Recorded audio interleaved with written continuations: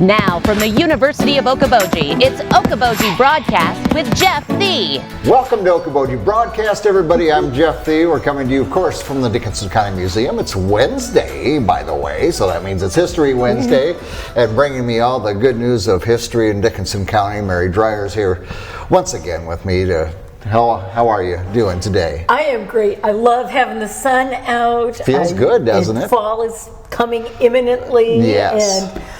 And life is good. We've had a busy day at the museum today. We had some special new visitors at our Way Back When, so we talked about all sorts of exciting things like cemeteries today. Ooh, yeah. Perfect for October. It was Halloween very fun. time talking about cemeteries. I learned a lot. Did you really? Yeah, it was really fun. We had a good crowd too. Good. So it was just a good day, and we've had lots of people afterwards. We've got two people doing research now, and oh my wow. Yeah, so life is hopping around here. Going crazy around here. Well, we'll talk about cemeteries sometime, but we're going to talk about golfing today. Well, you know, it's such a nice day today that if I could choose, I would be outside, and I probably wouldn't be golfing, but I might be kayaking in the area that we're going to be talking about. Oh, okay. Because you can do both in this particular area. We're going to be talking about one of the finest golf courses in the state, actually, back in 1917 when it was built. And that, of course, is the West Okoboji Golf and Country Club. And it was located in the area that we locals call the Barney Trails now, but it is the west part of Gull Point State Park. You know, you can enter the campground by the big stone pillars, but if you turn left instead, there's a parking lot. And where that parking lot is how you access the remains of the West Okoboji Golf and Country Club. Oh my goodness. But you never know it was a golf course. No. Because it is grown up in full-size trees, underbrush. There really aren't too many visible signs of the golf course there. There are irrigation pipes going across the trails that you can see. So they irrigated this course. They irrigated this course. A well has actually been found back in the woods. That was probably where they got the water to irrigate the course. Which just seems kind of ahead of its time. You know, it 1917. does. Yeah. I mean, we're talking World War I here. We are. Yes. We are. But this was a very fine course. I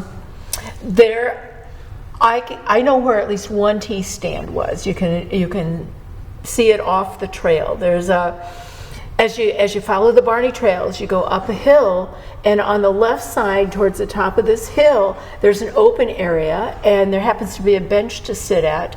That was one of the tee stands. Okay. No idea what hole or anything. Oh, good Lord, it was no. No, was it 9 or 18 holes? Do you know that? Well, it started out as 9 holes, ended up as 18 holes. Again, it was built in 1917. 80 acres of land was purchased from the Okoboji Land and Lot Company. And this was the company, J.A. Beck was a big part of this company, was the owner of it.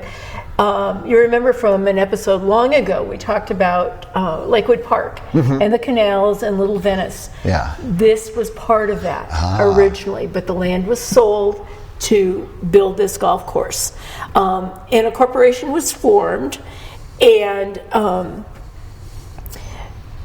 stock was sold in the West Okoboji Golf and Country Club for 250 shares were sold at $100 a piece. Now, I'm not sure if they sold all of them. Right. But what's really cool is we actually have a stock book here from the West Okoboji Golf and Country Club. And I know you'll be taking a photo of the actual shares of stock, but I looked through this. Happens to be, I opened the first page of this, and here it is. It's provided by the bylaws of the club. Share stock owned by H.L. Burke was advertised for sale in 1929 and was sold for $49. What's extra cool about this? 2 things. One, it's on letterhead, and there are logos from the golf course era, which I hadn't noticed before. Well, it also looks very fresh. I mean, it looks like it could have been done a couple days ago. Exactly. The second thing that's very cool for me is This is my cousin. Oh, no H.L. Burke kidding. was a cousin of mine, my dad's first cousin. Oh, wow. So that makes this extra special. Well, sure But it does. These chairs of stock are very ornate and just beautiful. But I'm so glad we've got them Yes. here. Another thing we have here at the museum is also very cool. You can see it here. It is the Visitor's Register, and it's inscribed for the West Okoboji Golf and Country Club. And it is a who's who of who golfed at this club. And what you'll find looking through here is, yes, there were some local folks, but there were many. Long Beach, California, Wow.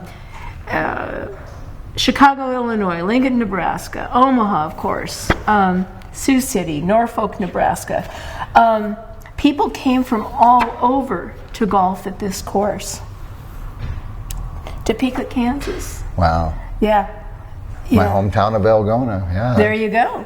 There you go. So it was one of the premier courses. It was a premier course.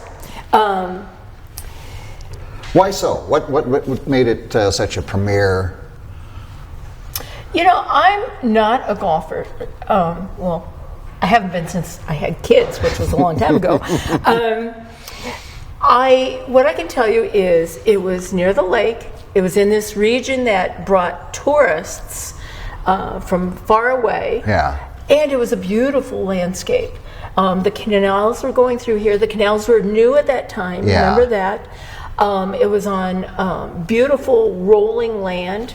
Had to have been very picturesque. I mean, a real, like, Yeah. when we look at the register here, a real draw for people coming to the area. And not only that, but the clubhouse was very cool. Now, the original clubhouse, built in 1917, was right off of Highway 86. Okay. At this time, Highway 86 wasn't Highway 86; it was a gravel road.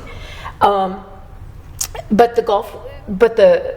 the country club was right there. Okay. Was right off of 86. Kind of, if you've ridden the bike trails through this area, it would have been on the lake side of the bike trail. My understanding is about 100 yards would be east of the bike trail in there. I've searched and searched and searched for a foundation, and I haven't found it. But supposedly you can see something there. Okay. But this was very fancy. It had the best dance floor any place. They had tennis courts. I mean, it wasn't just about golf. Yeah. They had a wonderful restaurant. It was about the total experience. And when you see photos, you'll see people dressed up to golf. It was kind of a hoity-toity place, I believe. Yeah. Kind of sounds like it. Yeah, it really does. You'd probably come stay at the inn, for instance, and then golf here. And, Well, when you mentioned the dancing, like anywhere else in the area at that time, you had to have dance. You had to have dance floor. And you had to have bands, and it was kind of a package deal. Unfortunately, this original the clubhouse burnt down in 1933.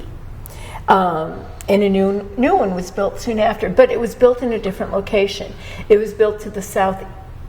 I always have to think. It was built to the northeast. I'm really bad at directions, so I have to put myself in the place to figure out the directions. But it was built to the northeast and kind of clear across the golf course. Actually, there are remnants of this building left. If you're on Harpin Avenue, the road that goes by Gold Point State Park, and you are north of the entrance to the campground, and you look off to your west, you'll see a little driveway, and it goes back to a house and a barn. It's owned by the DNR now, of course, but there's also a sign closer to the road that likely was the sign to the second golf course. This was where the second clubhouse was located. And how long did that sit there then? I don't know exactly when it was torn down, but the golf course itself was in existence until about 1947 or 1949. Okay. The war years weren't good for the golf course. Legend has it that actually cattle grazed the land of the golf course during the war years to support the war effort. Oh. And after the war was over, attempts were made to kind of reinstate the golf course. and it just didn't get traction then. And then it was sold to the Prairie Gold and to the Boy Scouts and made into the Prairie Gold Scout Camp. Well, I just, 1947 out of existence, and I don't know the starting date. There would have been competition. Actually, it was 1949. 1949. I'm not sure when Brooks started. The next one would have been Hinshaw Heights. Okay. And I cannot tell you when that one started, but I believe that would have been the second Which course. is now Indian Hills. Indian Hills, yes. right. And my dad would talk about, he golfed there, and I don't know what decade, but when it had sand greens. Sand greens? Yes. Yeah. So, but at that point, 1949, there would have been more competition. Oh, way more competition. Yeah, right. Yeah. Exactly. But I just think it's so cool that these guys had this vision. Yeah.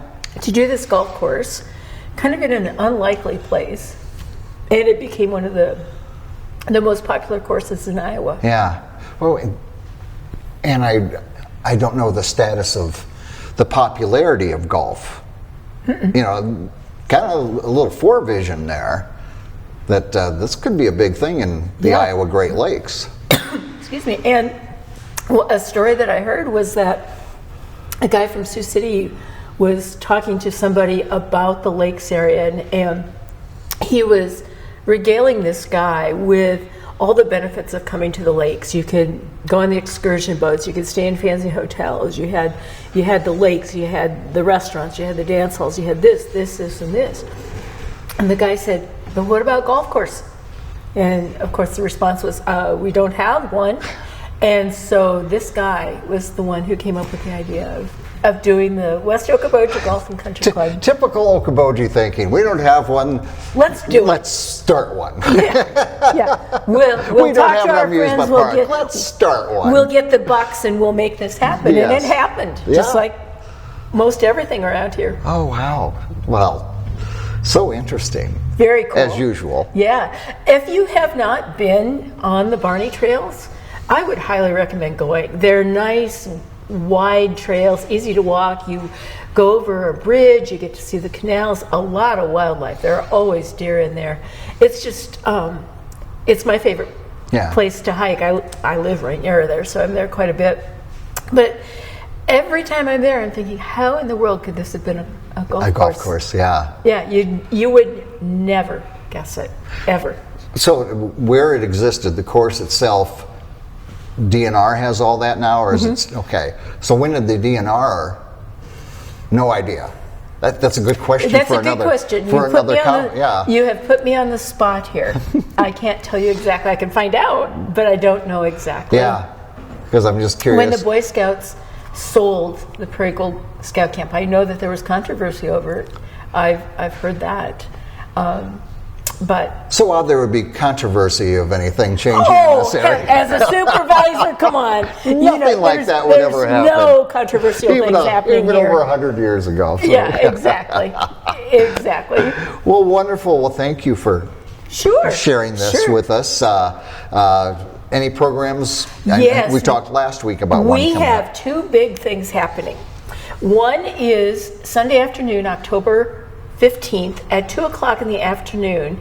Don Hofsommer, a retired professor of history from Mankato State University and author of many books about railroading in the Midwest and particularly Dickinson County, is going to be coming here to give a History Lives presentation. Okay. And how this area really was a prairie oasis. That's the name of one of his books. We had the railroads, we had the lakes, and we had like everything. It was an oasis in the middle of the prairie, actually. And so he's coming that afternoon, and this is going to be a phenomenal History Lives presentation. We will be live streaming it, and we will also post it on YouTube and our website after it's done. The last time Don Hofsommer was here, are you ready for this? Sure. 1975, when... That's a few presidents ago. That's a few presidents ago, and the reason he was here, it was when the depot was rededicated as a museum. Yeah. Isn't that amazing? That is amazing. He is such a funny dude, and he's just lively, and he knows stuff, and he he's going to be a really good speaker here. Yeah. And so I'm really looking forward to this. And then we have our Dickinson County Historical Society and Museum, Inc. annual meeting on the evening of October 25th. And we're hoping that lots of folks will come because there might be something special happening that night. All right. Hint, So, hint. hint, Nudge, hint. nudge. Wink, wink. Grin, Wink, grin. wink. Yeah. Yeah, yeah. Bob's your uncle. Yeah, all that. So All wonderful. that stuff, yeah. Wonderful. Well, and again, quickly, the hours for coming into the museum. We are open 10 to 3 on Tuesdays and Wednesdays. There you Our go. winter hours, yeah. All right. Fantastic, my friend. Well, thank you for sharing the news of the West Okoboji Golf and Country Club. Yeah. Go yeah. walk the trails and see what you can't find out there. Exactly. Might be some Okoboji October Halloween spirits yelling for. Or Or 8, not. or 8 or 12 or 10. If they golf like me, yeah, exactly. All right, Mary, thank you once again. Mary Dreier again here from the Dickinson County Museum. History comes alive here, my friends. We want to thank Mary for her time. We thank you for watching us right here on Okoboji Broadcast. Okoboji Broadcast from the studios at historic Arnold's Park Amusement Park is brought to you in part by the Scott Troutman State Farm Agency in Spirit Lake, Quest Wealth Management, a financial advisory practice of Ameriprise Financial Services, advisor Jan Spielman, AJ Spielman, and Erica Wachholz. The headquarters of the University of Okoboji is at the Three Sons, open Monday through Saturday 10 to 5 and Sunday from 10 to 4. Bank Midwest, dream big, plan wisely, live well. Lakes Regional Healthcare and Avera Partner. Ruthven Locker at the Lake, where carnivores are welcome on Hill Avenue in Spirit Lake. Beck Engineering in Spirit Lake. Be Radiant Laser Skin Studio in the Okoboji Plaza in Okoboji.